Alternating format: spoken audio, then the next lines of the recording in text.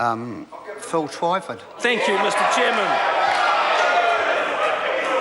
John Key, who says there's no housing crisis, is completely oblivious to the fact that home ownership rates are the lowest in 60 years.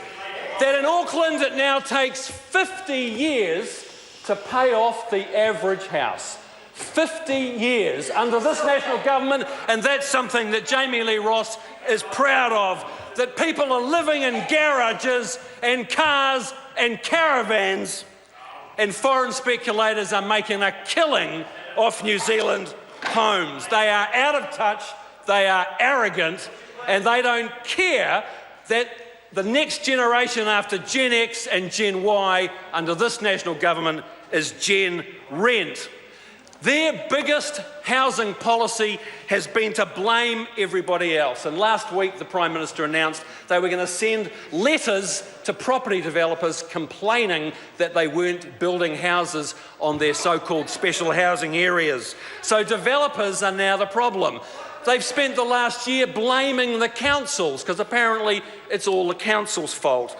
They've also said that first home buyers are the problem. Nick Smith said last week, people need to be realistic. It's your first home. It's not going to be in the leafy suburbs of Remuera, close to the central city. So now we've got developers are the problem, councils are the problem, unrealistic first home buyers are the problem, and of course, the RMA is the problem.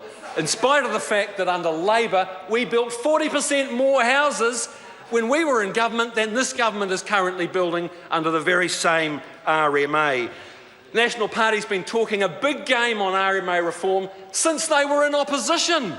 Back in 2006, Bill English and Nick Smith were blaming the RMA for unaffordable houses. What have they done in 7 years in government? Nothing! They've done nothing about reforming the planning rules to make housing more affordable. They've done nothing about urban growth boundaries that drive up the price of land. They've done nothing about the rules that stop developers building affordable flats and apartments in the leafy suburbs of Auckland.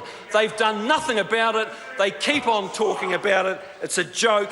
They should put up or shut up.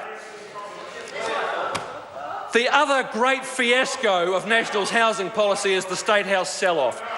John Key announced in January he wanted to sell 8,000 houses in this 3-year term. Bill English thinks it's a lazy use of capital for the government to own houses, even though there are people all over this country desperately in need. There are people living in garages and caravans and paying exorbitant rents for cold, damp and unhealthy homes in the private rental market. But this government thinks that the solution is to sell off state houses to property developers. And for the best part of 6 months after the last election, they tried to dress up that policy and deceive New Zealanders by saying they were going to sell these houses to the Salvation Army. Well, our most respected social agency did due diligence on that policy, and they told the public that that policy would not improve the lives of the tenants of social housing, that they would not have a bar of it, and the fig leaf of respectability was stripped away from that policy. And now they've been forced to admit that if they want to sell those houses, they're going to have to be sold off to property developers and private landlords. What an absolute disgrace.